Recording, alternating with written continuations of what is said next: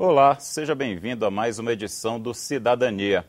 Hoje vamos falar dos direitos de milhões de brasileiros que são excluídos pelo simples fato de amarem e viverem de forma diferente. Os homossexuais, bissexuais, travestis e transexuais. Apesar de avanços históricos, como o reconhecimento pelo Supremo Tribunal Federal da união estável entre pessoas do mesmo sexo, ainda é comum vermos no noticiário nacional assassinatos cruéis de gays e lésbicas em ataques de homofobia. Segundo o Grupo Gay da Bahia, 260 gays, travestis e lésbicas foram assassinados no Brasil em 2010. Nos últimos 5 anos, houve aumento de 113% no número de assassinatos de homossexuais. Só nos 3 primeiros meses deste ano, 65 foram mortos por crimes motivados por homofobia. Além disso, a lei brasileira ainda precisa avançar em muitos pontos para garantir que a minoria LGBT tenha sua cidadania plena reconhecida, caminho que passa necessariamente pelo Congresso Nacional. O Senado recebeu ativistas e mães de gays, lésbicas, travestis e transexuais de todo o país durante o evento Famílias pela Igualdade. Participaram da programação as senadoras Marta Suplicy, Lídice da Mata e Marinor Brito, da Frente Parlamentar Mista em Defesa da Cidadania LGBT.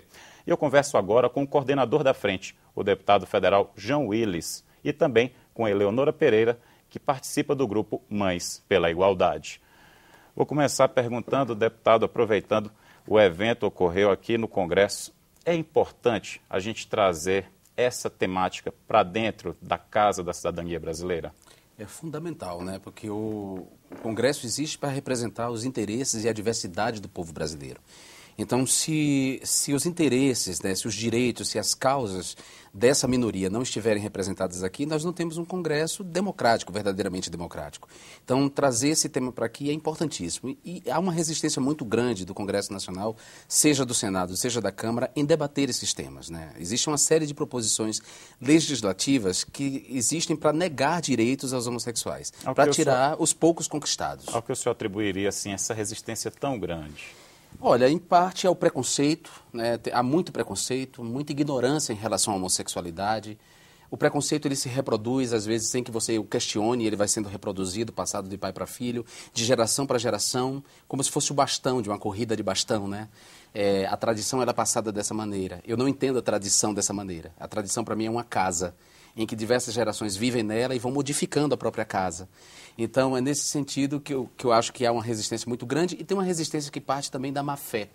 Existem parlamentares aqui que deliberadamente e de má-fé perseguem os homossexuais, usando todo tipo de justificativa e de tentativa de ferir os princípios constitucionais, mas fazem uma perseguição sistemática.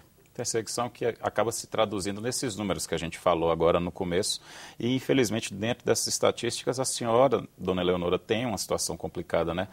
Como é ver essa situação ainda tão presente no país? A senhora, como mãe, que perdeu um filho tragicamente.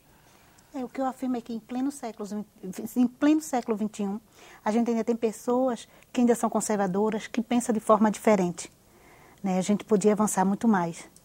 E por conta desse pensamento conservador, dessa ideologia de usar termos bíblicos, de usar a Bíblia como uma defesa para você se camuflar, né? Pessoas vêm morrendo, pessoas são brutalmente assassinadas. Não é simplesmente um fato de você chegar lá e dar um tiro. Não, você espanca, você tortura, você marginaliza. E mesmo depois de morto, você ainda sofre preconceito, a família também sofre preconceito porque mataram um gay. Como se fosse uma coisa pior ainda do que se a pessoa não fosse homossexual. Isso. Só completando, Leonora, o que caracteriza o crime de ódio é exatamente essa descrição que a Leonora fez. O crime de ódio, ele não se basta, ele não se conclui, ele não se esgota na morte isolada daquela vítima. A tortura sobre o cadáver, né, a mutilação do cadáver, furar os olhos, empalar, arrancar o pênis, tudo isso, na verdade, quer atingir a comunidade da qual aquela pessoa fazia parte. Essa é a característica do crime de ódio, quando ele abate não só uma vítima, mas toda a comunidade que a vítima faz parte e a justificativa para essa morte é simplesmente o fato de ser. Então, o filho da Eleonora morreu de uma maneira cruel porque ele era homossexual. Ele estava sujeito à violência urbana como você estava e como eu estou, mas ele estava sujeito a um outro crime, que é esse crime de ódio.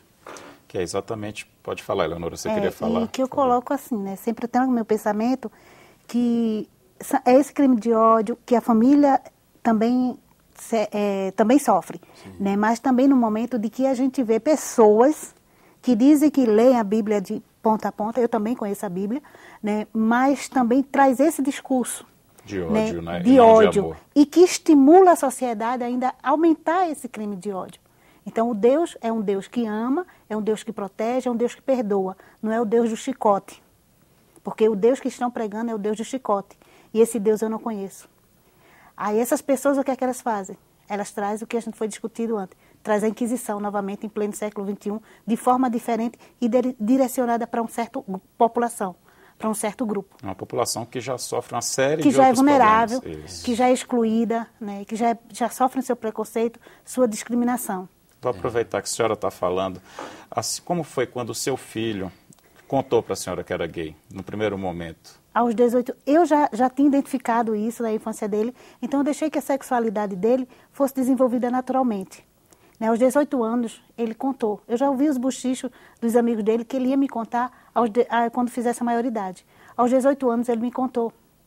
Né? E foi lindo, foi mágico, porque ele fez um bilhetinho e botou do lado da minha cama. Eu estava, depois do almoço, eu fui repousar e ele colocou. E aí ficou na sala me esperando.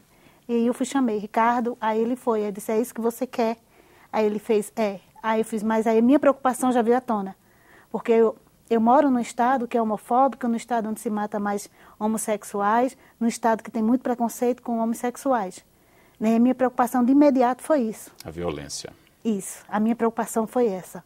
E aí ele fez, não, mas eu vou assumir. Mas não se preocupe que eu vou ser homossexual, eu não vou ser um travesti, eu gosto de dança, eu gosto disso, mas eu vou ser um homossexual, eu vou ser um gay. Né? Isso ele assumiu com bastante segurança. E no momento ele foi contar para o pai, também foi um momento mágico para a gente. Né? Estava na sala ele e o pai, e ele contou para o pai só virou para mim e perguntou, você já sabia? Né? Aí eu balancei a cabeça que sim, o pai só virou para ele e disse assim, mas você não vai deixar de ser meu filho. É exatamente essa a questão, né?